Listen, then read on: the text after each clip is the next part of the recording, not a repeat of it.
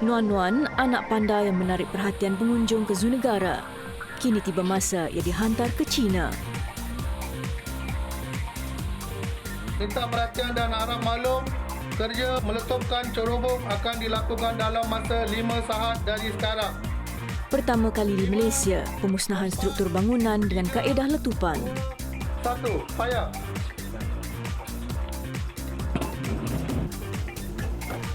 Tiram, makanan eksotik kegemaran rakyat Malaysia.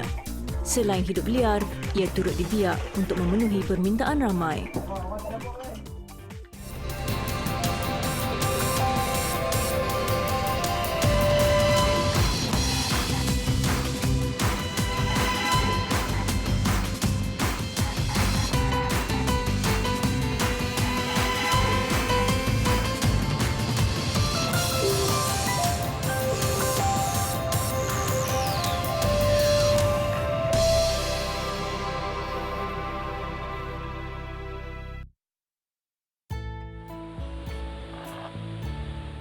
Nuan-Nuan, anak panda yang dilahirkan di Malaysia pada tahun 2015. Kehadirannya telah menarik ramai pengunjung ke zoo negara.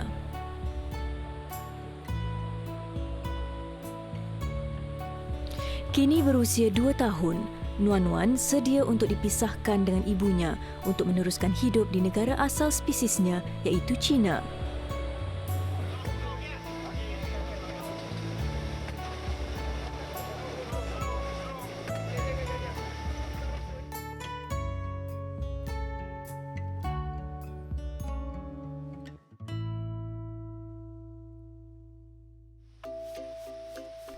Sepasang panda yang diterbangkan dari China pada tahun 2014 menjadi antara tarikan utama orang ramai ke zoo negara.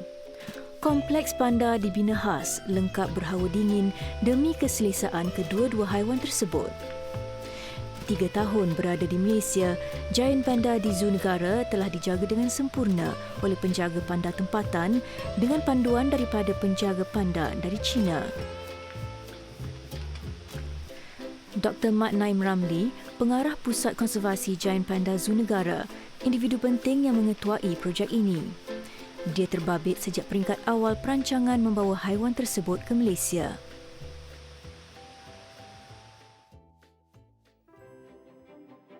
Mei 2014, negara menerima sepasang giant panda dari China. Ia simbol hubungan diplomatik yang terjalin antara dua negara. Pusat Konservasi dan Pameran Giant Panda di Zoo Negara dibina khas untuk Fuwa dan Fengyi, juga dikenali sebagai Sing Sing dan Liang Liang. Sejak ditempatkan di Zoo Negara, panda jantan telah dapat menyesuaikan diri dengan persekitaran yang baharu. Ia dapat menerima makanan tempatan dengan baik. Panda betina juga dapat menyesuaikan diri di sini.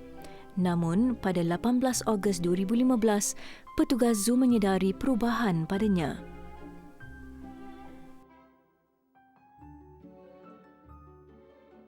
Pagi-pagi dia keluar, dia cara keluar, makan sikit dan tidur. Sampai pukul lebih kurang 11, dia bangun dan dia mula menjilat kemaluan dia. Sampai dalam 12.30, dia duduk dah tak berganjak. Pukul 1.30 saya kat tu sampai pukul 2. Tengok dia lain, dan dalam lepas 10 hingga 15 minit kita ada bunyi anak panda.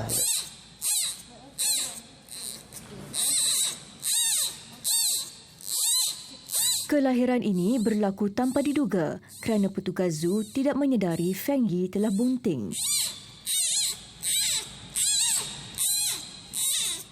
Saya rasa yang paling cepat dan terawal sekali anak panda lahir di luar China hanya selepas 1 tahun saja berada di luar China. Dan kelahiran juga berlaku secara natural.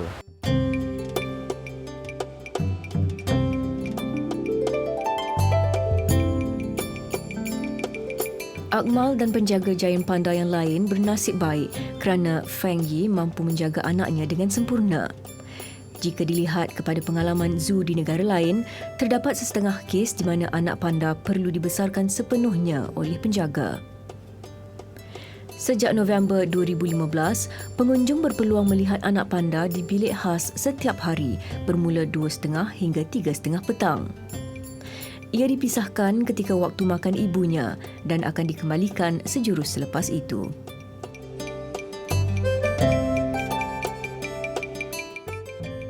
Jadi macam mana doktor tengok perkembangan dia? Perkembangan dari tumbuh besar memang terlalu baik dan normal lah.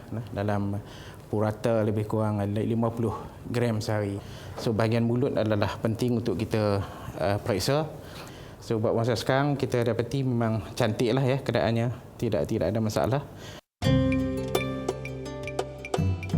Pada usia 5 bulan, anak panda hanya bergantung kepada susu ibu. Hanya selepas usia 6 bulan, ia akan diperkenalkan kepada makanan seperti rebung dan buluh.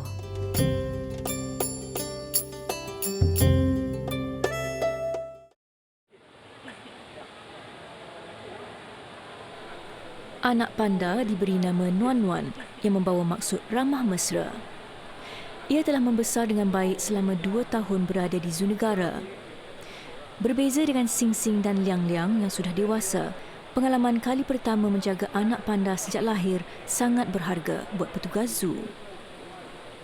Seperti panda Cina kata, if you want to learn panda, you learn from panda itself, not from keeper panda. Jadi kita masih lagi belajar dan kita akan terus belajar, dan itu satu knowledge acquired yang begitu signifikan lah kepada panda team dan juga pada negara. Anak panda yang bernama Nuan-Nuan kini berusia lebih 2 tahun dan berat badannya telah mencapai kira-kira 90 kg. Tidak jauh beza dengan ibunya. Jadi, kompleks panda ini telah direka untuk memuatkan hanya 2 ekor panda pada satu-satu masa. Jadi, mengikut perjanjian dengan negara China juga, Nuan-Nuan perlu dihantar kembali ke negara asalnya. Dan hari ini ialah hari terakhir Nuan-Nuan berada di Malaysia.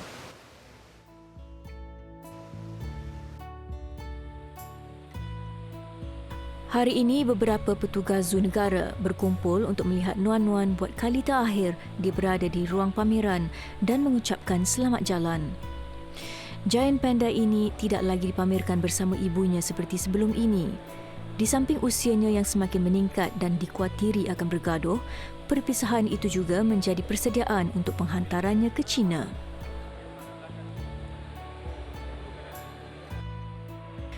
Penjaga giant panda Akmal Hadi Samsudin antara mereka yang menjaga kebajikan giant panda di sini.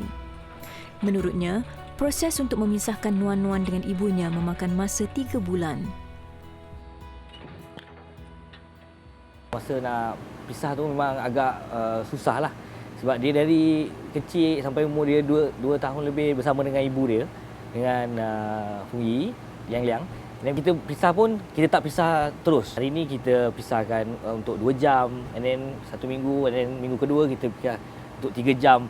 Proses ini berlaku berperingkat dan from time to time nampak adaptasi penyesuaian kepada pemisahan ini begitu baik sekali, dan sehingga sangat-sangat terakhir untuk kita hantar Nuan-Nuan ke China, kita dapat dah complete perpisahan dengan maknya.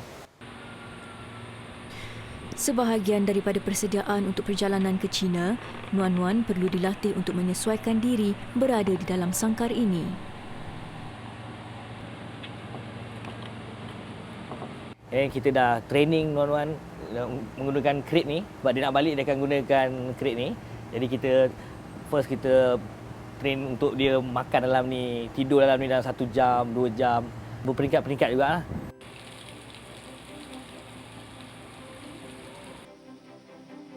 Dr. Naim akan berada dengan Nuan-Nuan sepanjang perjalanannya dari Malaysia ke penempatan baharunya, iaitu di Pangkalan Panda di Juanyan di Sichuan, China. Di depan orang ramai mungkin normal, tapi di belakang bila sendiri itu rasa menitik keluar air mata juga. Tapi saya rasa sebab dia masih bersama kita, tapi saya akan escort dia sampai ke Dunyayan. Mungkin masa berpisah di Dunyayan itu akan ada sikit, mungkin akan ada air mata yang akan mengalir lah. Sekarang pun tengok bulu rumah pun dah ni dah kan. Perasaan sama dikongsi Akmal yang telah menjaga Nuan-Nuan sejak kecil. menganggapnya seperti keluarga, dia tidak lupa meninggalkan pesan. Dalam masa yang sama kita pun ada cakap dengan Nuan-Nuan, nanti balik jangan lupa kami, jangan nakal kan. Tapi bila kita bercakap dengan bila dia pun ada satu perasaan.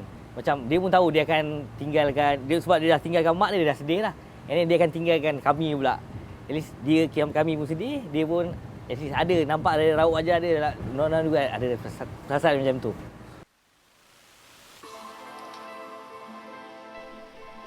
14 November 2017, hari Nuan-Nuan akan meninggalkan tanah kelahirannya.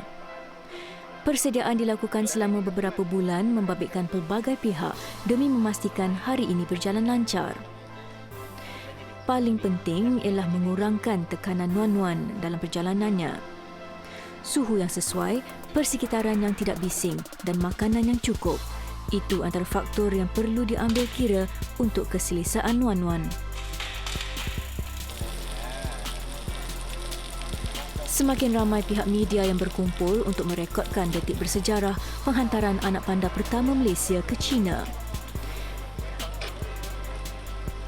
Perasaan sedih semakin dirasai, terutama bagi petugas zoo dikala hujan lebat turun membasahi bumi.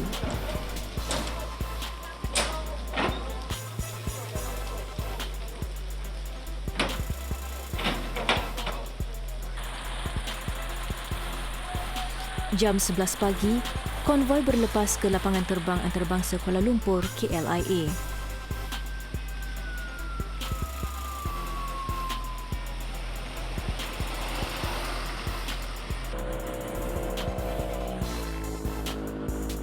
Perjalanan ini mungkin memberi tekanan kepada Nuan-Nuan disebabkan pergerakan kenderaan yang kuat.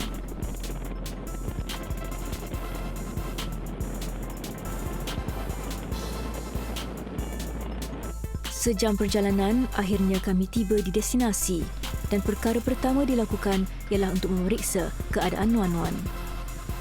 Menurut Dr. Naim, panda tersebut seakan merajuk, kurang aktif dan tidak mahu makan. Hotel Haiwan Mas Cargo berpengalaman dalam penghantaran haiwan. Di sini, Nuan-Nuan ditempatkan sementara menunggu penerbangannya ke Sichuan, China. 2 jam diambil oleh pihak zoo untuk menenangkan Nuan-Nuan dan memberi peluang kepadanya untuk menyesuaikan diri dengan persekitaran ini. Okay, sekarang ini Nuan-Nuan sedang tidur. Itu satu petanda yang baik bahawa dia tidak mengalami tekanan. Dan tadi pun sudah dikatakan, saya dimaklumkan bahawa dia makan dengan elok. Jadi itu juga satu petanda bahawa Nuan-Nuan tidak stres. Dan sekarang jam menunjukkan pukul 2 suku. Penerbangannya dijangka berlepas jam 5.20. Dan sekarang kita sedang menunggulah tempoh untuk penerbangan itu, untuk Nuan-Nuan pergi ke China. 2 orang penjaga panda berada di samping Nuan-Nuan sepanjang perjalanan ke KLIA untuk memantau keadaannya. Ternyata berat untuk mereka melepaskan haiwan ini. Tipulah kalau kata tak ada perasaan sedih sebab kami yang membesarkan dari kecil dah macam satu keluarga kan. Dilahirkan dengan berat kira-kira 100 gram dan membesar sehingga mencecah 90 kilogram, melihat Nuan-Nuan membesar di depan mata ialah kenangan manis buat penjaganya. Harapan saya dan semua kami di Panda Team di Zoo Negara ni, at least kita konservasi giant panda kan, dan untuk pemeliharaan. Jadi Nuan-Nuan balik, harap dia dapat jumpa pasangan dia di China. At least dia ada satu keluarga, and then dia pun akan ikut macam mak ayah dia, suara ada anak. Macam tu lah.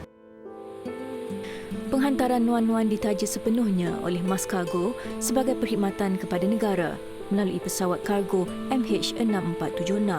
Jadi sekarang ini saya berada di dalam pesawat kargo yang akan membawa Nuan-Nuan ke China. Dan sebentar saja lagi Nuan-Nuan akan dinaikkan ke atas pesawat ni di sini.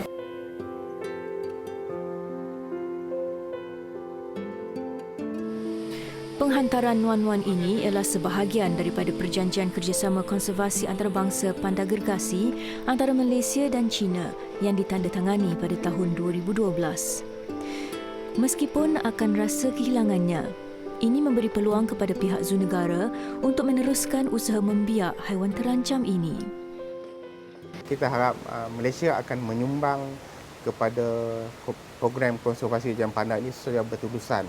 Selepas non-non dihantar balik, kita ada lagi harapan untuk mendapatkan adik kepada non-non Indo-Asia. Kita harap pada masa hadapan. 27 bulan di Malaysia, kini tiba masa nuan-nuan meneruskan hidup baharu di bumi Cina. Setibanya di pangkalan panda di Zhuangyan nanti, ia perlu dikuarantin selama sebulan sebelum dipamerkan kepada umum.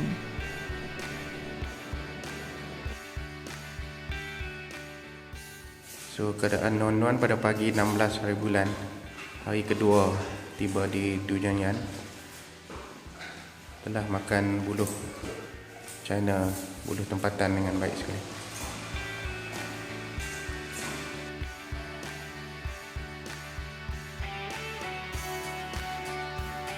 Kami akan berpisah dengan non-non sebentar lagi. Ini adalah shoot yang terakhir. Non-non, take care. Bye-bye. Nuan-nuan mencatat sejarah. Anak panda pertama dilahirkan di Malaysia dan kelahiran panda paling cepat di luar China. Biarpun kelak mungkin terdapat anak panda lain dilahirkan di Malaysia, nuan-nuan akan sentiasa mendapat tempat istimewa di hati masyarakat Malaysia. Cabaran dari segi untuk kesemua tim, kita perlu meyakinkan bahawa cara yang digunakan adalah selamat dan pernah digunakan di luar negara.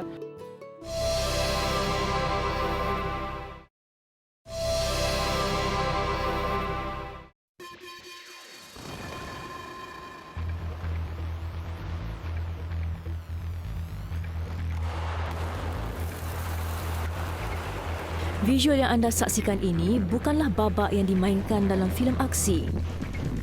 Namun, di negara luar, ia sudah menjadi kebiasaan memusnahkan bangunan lama menggunakan bahan letupan terkawal.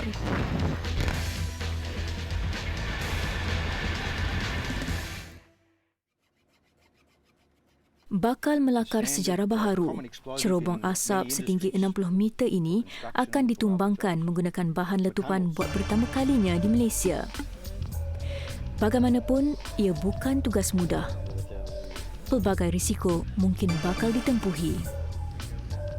If there is lightning and thunder, everybody must evacuate once we have the explosives in place, because the lightning has a small chance it could explode the charge. Testing device to make sure they're all connected and communicating correctly. Kebiasaannya di luar negara, dia ikut bergantung kepada keadaan bangunan tu. Kalau bangunan tu seperti yang anda saksikan, serobong macam ni, dia akan jatuh seperti pokok, kita tumbangkan pokok. He's in position. Mampukah pakar letupan dari Australia ini, Nick Ellis, bersama pasukan letupan tempatan melakukannya? Minta perhatian dan harap maklum, kerja meletupkan cerobong akan dilakukan dalam masa 5 saat dari sekarang. 5, 4, 3, 2, 1, fire.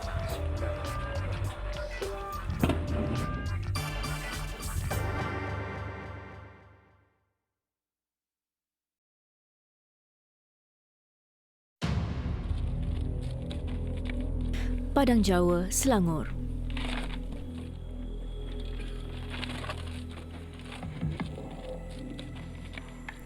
Hampir seminggu pasukan letupan ini sibuk melakukan persediaan akhir sebelum cerobong asap kilang ditumbangkan. Bahan letupan berasaskan campuran amonium nitrate seberat 6.5 kg ini akan dipasang bagi meletupkan struktur cerobong tersebut.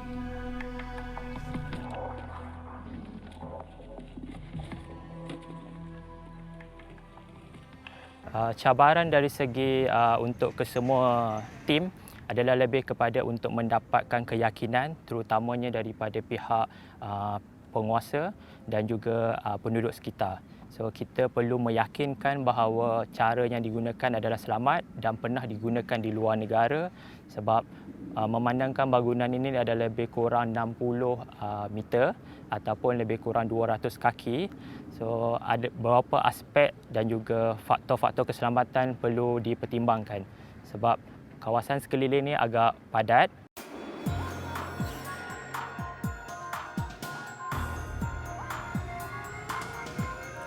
A standard common explosive. Berpengalaman hampir 5 dekad dalam industri letupan, Nick Ellis bertanggungjawab mengetuai projek memusnahkan cerobong asap ini. Berkhidmat dengan salah sebuah syarikat letupan terbesar dunia, Orica CCM Energy System, kali ini dia bakal bekerjasama dengan pasukan tempatan. Jarak dan kedudukan lubang pada struktur dikenal pasti sebelum bahan letupan diletakkan. Ia bertujuan melemahkan struktur pada kawasan yang dikehendaki. Part of the experience is how far apart do we drill the holes? And they could be 2 metres or 200 mil. So that is my area of expertise, to decide how many holes, how far apart. Berkhidmat 9 tahun sebagai jurutera perkhidmatan teknikal, ini pengalaman pertama buat Mahzan Hamdan dalam projek letupan cerobong asap. Ketika pengendalian bahan letupan, dia harus berhati-hati bagi mengelak sebarang kecelakaan berlaku. Cabaran saya yang pertama ialah saya merasakan bahawa ini adalah bangunan yang belum pernah lagi diruntuhkan sebelum ini dengan menggunakan bahan letupan industri. Jadi saya sangat rasa bertuah dan juga saya banyak benda yang saya boleh belajar daripada Mr. Nick. Banyak perkara yang dari segi design, dari segi cara untuk meruntuhkan baru bagi saya. Tapi memandangkan ini adalah pertama kali, saya pun rasa teruja untuk melakukan kerja ini. 32 lubang diisi dengan bahan letupan pada kedalaman 450 mm.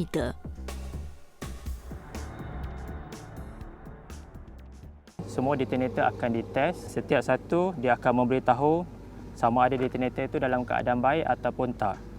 Dia akan pergi satu persatu. So di sini adalah semua maklumat detonator itu akan disambungkan di sini dan diperiksa di sini. Tiada sambungan secara terus melainkan secara Bluetooth. Ini adalah penting supaya memastikan semua sambungan detonator dalam keadaan baik. Walaupun lebih 30 struktur pernah dimusnahkan oleh Nick, faktor keselamatan amat dititikberatkan.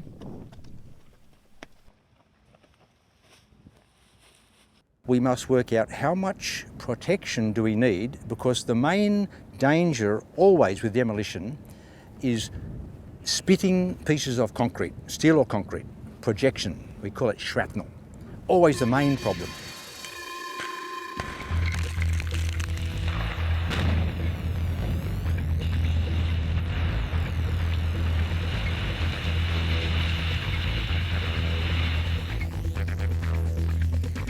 Melihat pada struktur cerobong ini, ia mungkin menghasilkan impak letupan berskala kecil dan sedikit debu.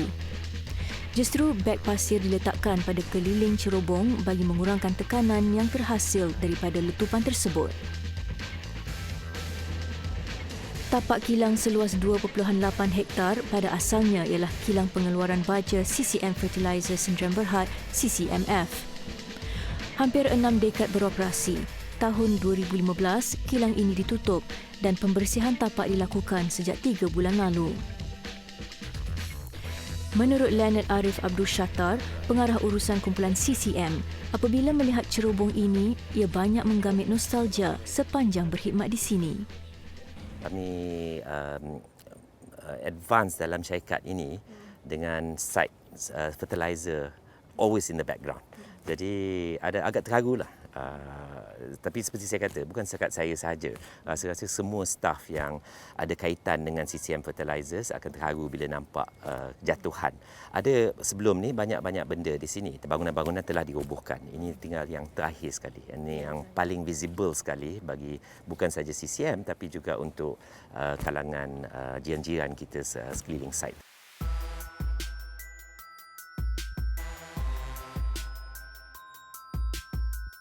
Perasaan saya memang sekarang ni agak teruja dan sedikit berdebah sebab kerja-kerja meletupan yang luar biasa pertama kali dilakukan.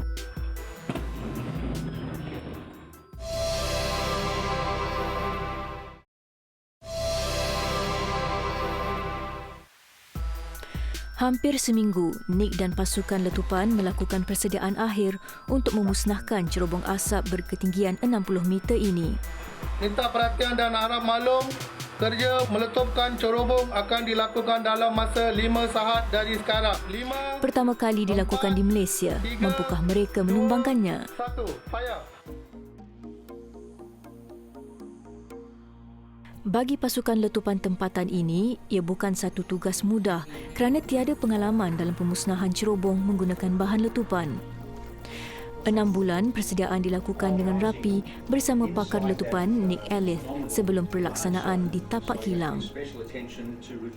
Ini adalah control demolition pertama di Malaysia untuk stack tower. Jadi ada beberapa sebab kenapa kami memilih control demolition daripada proses-proses yang biasa dilakukan di Malaysia.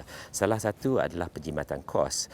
Keduanya adalah untuk menentukan kami tidak mencemari udara di sini. Ini dinampakkan seperti proses yang paling efisien untuk menurunkan tower-tower seperti ini. I want to come back here about, show me 400 mil. 400? Dalam tempoh 18 tahun, sudah 16 buah struktur cerobong dimusnahkan oleh Nick. 450 from here. Kami difahamkan kaedah letupan terkawal ini menggunakan prinsip yang hampir sama seperti menumbangkan sebatang pokok.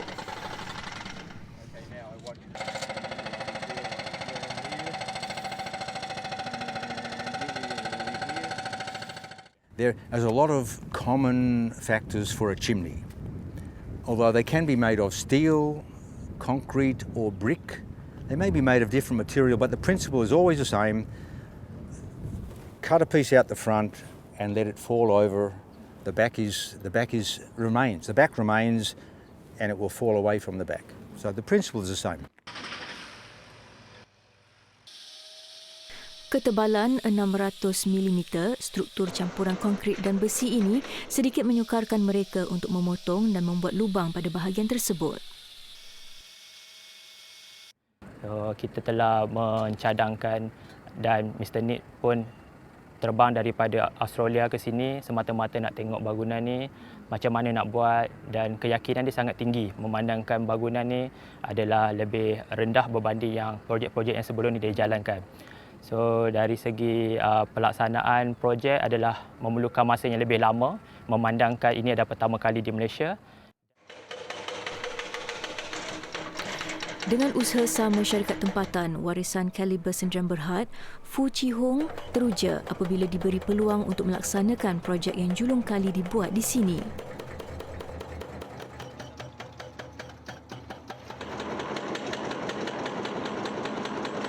Sebelum kita buat hacking dan coring ni, memang kita sudah engage satu consultant. Dia sudah buat design untuk berapa yang boleh kita hack. Tempat yang kita hack sekarang ni, yang buat lubang ni, hanya 40% dari keliling stack ini. So dengan 40% memang dia selamatlah. Untuk bila ada lubang pun memang dia selamat. Tak jatuh, tak tumbang ke apa ke, memang tak ada lah. Then dengan cutting of the reinforcement bar dari dalam sana, memang dia is designed to cut off and then to weaken it, not to demolish it.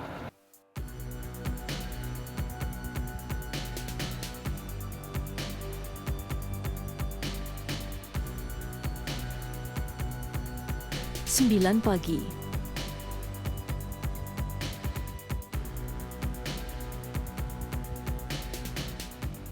Hampir 6 dekad, cerobong asap di belakang saya ini pernah berfungsi pada suatu ketika dahulu.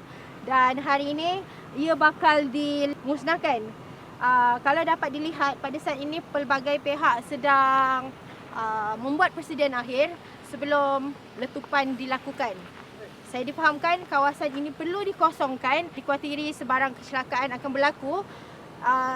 Kami akan menyaksikan detik akhir cerobong asap ini daripada sebelah sana. Peristiwa bersejarah pada hari ini turut disaksikan oleh hampir 100 kaki tangan CCM yang pernah berkhidmat di kilang itu. Malah melihat detik akhir cerobong asap itu sudah pasti menggamit nostalgia pahit manis mereka. Sementara itu, bagi Mahzan Hamdan, tanggungjawab besar buatnya apabila diberi kepercayaan untuk menekan butang letupan. Saya berharap semua aktiviti kerja letupan ni untuk merobohkan cerobong dalam berjalan lancar dan cerobong pun dapat jatuh dalam keadaan sempurna, dan perasaan saya memang sekarang ni agak teruja dan sedikit berdebar sebab kerja-kerja meletupan yang luar biasa pertama kali dilakukan. I feel always a little bit nervous, and I'm happy like that. Otherwise, perhaps I'm too relaxed. So always looking, check, again and again. He's in position.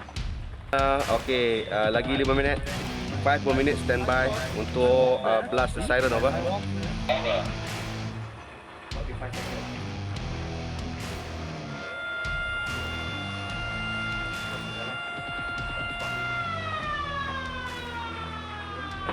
Minta perhatian dan harap maklum, kerja meletupkan cerobong akan dilakukan dalam masa 5 saat dari sekarang.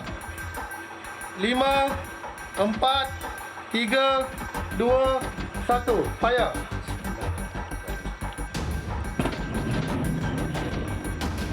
Okay, everybody up.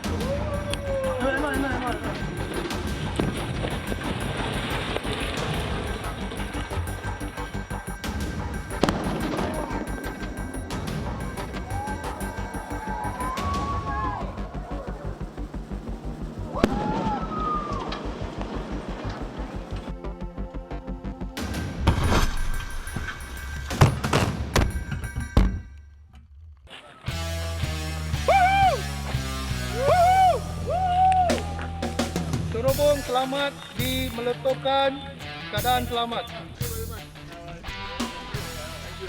Yay! You did it! You did it! Kita baru saja menyaksikan cerobong asap tu ditumbangkan. Sangat teruja sebab ini pertama kali dilakukan di Malaysia dan saya berpeluang untuk melihat dengan lebih dekat. Thank you. Fantastic. Yes! Yes! Bila saya tekan, saya tengok itu semua fire. Lepas tu saya tengok menara cerobong ni. Bila saya tengok ada pergerakan menara cerobong ni nak jatuh, saya berdebar-debar sangat kuat sebab ini adalah pertama kali saya nampak macam ni. Dan saya rasakan ini adalah satu yang sangat menarik bagi saya dan pertama kali, dan yang paling penting semua dalam keadaan selamat, jatuh seperti yang kita mahu. To the expectation. Yes, right. Exactly as we predicted. Dan 9% daripada kerja ini dilakukan oleh tenaga dari Malaysia. So kami amat berbangga walaupun sekali ini pertama kali kami melakukan kerja macam ni, tapi berasa gembira dan amat puas hati.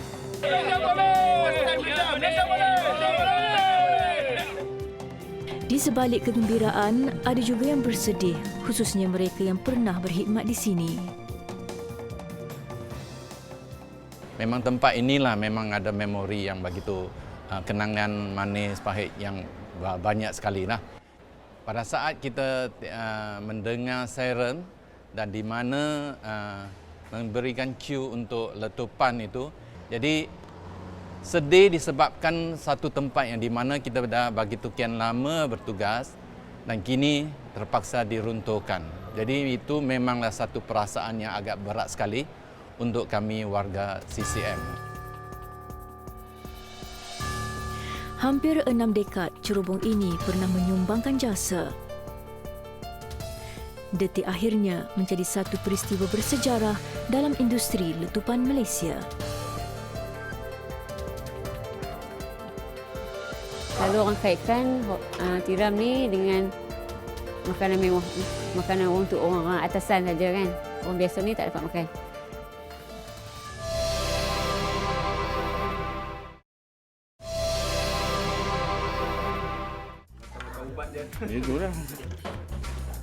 Tiram, makanan eksotik kegemaran rakyat Malaysia.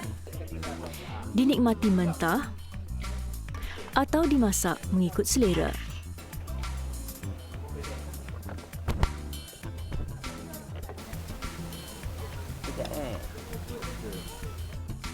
Boleh didapati secara liar mahupun daripada pengusaha yang membiarkannya demi memenuhi keperluan pasaran.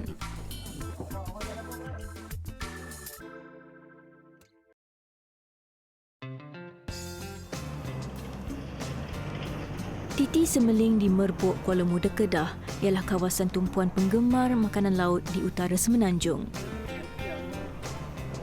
Di sini, pengunjung boleh mendapat pelbagai jenis makanan laut termasuk tiram yang segar dan murah.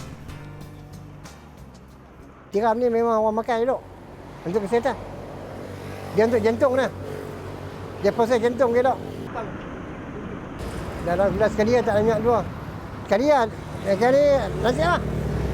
Ya, dalam sebulan sekali kan nasib. Kalau bulan ni kali, bulan depan kalau ada. Kalau tak ada. Abdullah Hashim antara peniaga tiram yang telah bertapak di sini sejak 10 tahun lalu. Dia mendapat bekalan tiram daripada penduduk kampung sekitar. Tiram ni sebenarnya susah sikit nak dapat lah. Pertama yang jenis liar macam kan, yang belah tu mungkin ada lah kan. Beza dengan yang liar dengan yang belah ni, liar lagi sedap lah. Apa-apa barang pun kalau yang habitat asalnya memang sedap daripada yang belah lah. Meskipun ada permintaan, tiram liar sukar diperolehi kerana tidak ramai penduduk kampung yang sanggup turun untuk mencarinya.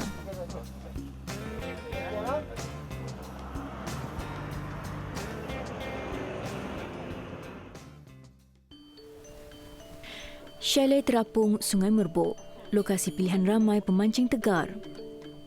Namun, tidak ramai yang tahu di sekitar chalet ini terdapat banyak tiram liar yang bermutu tinggi. Tong pelampung yang terdapat di chalet ini menjadi habitatnya. Bagi pekerja di chalet ini, kehadiran tiram liar ini ialah rezeki sampingan buat mereka. Sebulan sekali, mereka akan ke sungai bagi mengambil tiram untuk dijadikan juadah yang enak.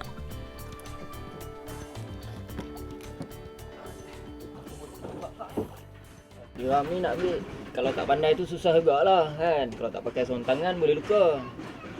Ada juga sebab ada tali yang ada macam siput apa tumbuh kan.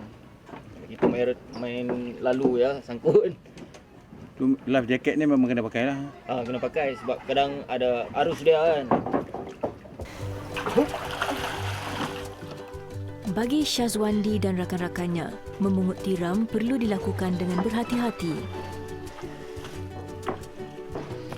Ini kerana selain cengkerangnya yang tajam, mereka kadang-kala terpaksa berdepan dengan arus deras. Tiram yang telah dipungut akan dikumpul dalam bekas untuk proses pembersihan. Teritip yang tumbuh pada cengkerang tiram perlu dibuang bagi memudahkan kerja pengambilan isinya dilakukan.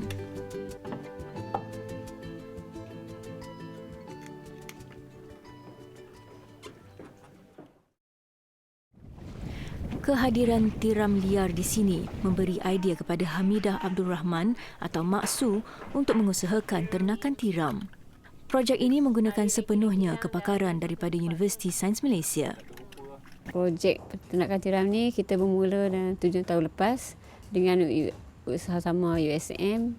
Dia membagi tunjuk ajar kat kita macam mana nak buat kan. Lepas tu dari situ kita start berdoa.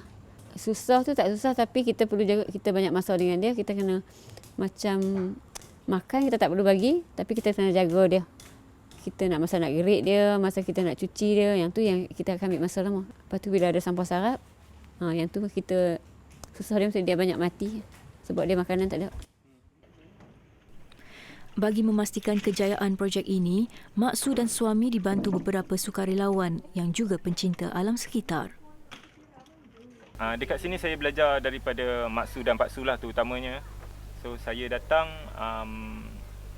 dapatlah belajar sikit sebanyak dan tapi saya ni disebabkan saya datang sini saya dengan berbekalkan pengalaman saya bekerja sebagai seorang event coordinator dan juga graphic designer. So saya juga akan support daripada segi promotion dan marketing untuk projek ni untuk memperkenalkan produk-produk kita kepada terutamanya kepada penduduk di sekitar Lembah Bujang. Antara rutin mereka ialah memastikan tiram dikeluarkan daripada sangkar setiap 2 minggu sekali untuk dibersihkan. Tiram ni kalau kita biarkan setiap masa dekat dalam sangkar, sebab dia bila dia dalam bakul dia bukannya dekat dia punya habitat asal. So dia tak ada arus yang boleh tolong cuci cengkerang dia daripada berangas. So kalau dalam arus dia akan ada kayu, batu yang akan langgar akan cuci. So bila ada banyak berangas dia duduk dalam bakul dia tak bergerak. berangan ni akan makan, dia sebagai parasit akan makan kalsium yang ada dekat cengkerang. So bila cengkerang tu jadi rapuh, pemangsa boleh makan tiram kita. Seperti ketam. Ketam memang suka makan tiram. Bagi menjana pendapatan, Maksum menjual tiram yang diternak kepada pengunjung yang datang ke pusat ternakan ini. Setiap hari tidak kurang daripada 2 bot yang menganjurkan aktiviti menyusuri Sungai Merbuk akan singgah di sini. Sekarang ni kita buat makan di sini saja. Sebelum ni kita jual untuk restoran apa. Tapi kita tengok pulangan dia tak berbaloi kan. Kalau kita buat sini kita ada pulangan yang berbaloi lah. Kita buat untuk makan sini je.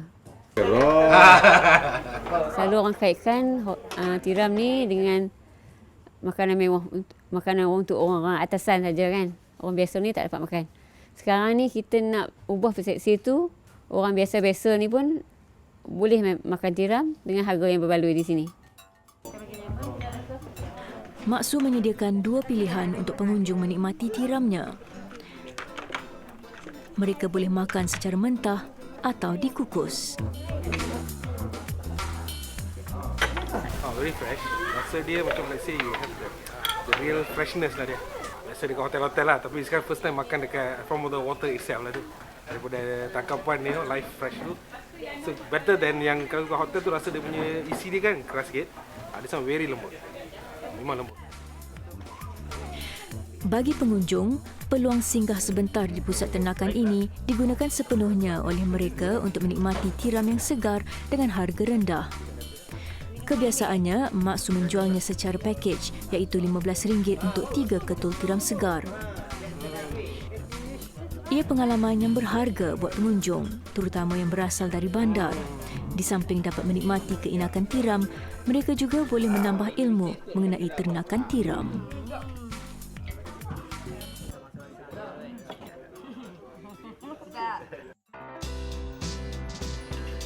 Ketika senja melabuhkan tirainya, di Chalet Terapung, Syahidan, koordinator premis berkenaan, sibuk menyediakan juadah makan malam petugasnya. Malam ini, dia memasak tiram yang telah dipungut petugas terbabit pada 11 siangnya. Keenakan tiram segar menyebabkan mereka menikmati makan malam ringkas dengan penuh berselera. Meskipun tiram lazimnya dikaitkan dengan golongan atasan, penduduk sekitar Sungai Merbuk beruntung kerana ia antara makanan laut yang mampu dinikmati pada bila-bila masa.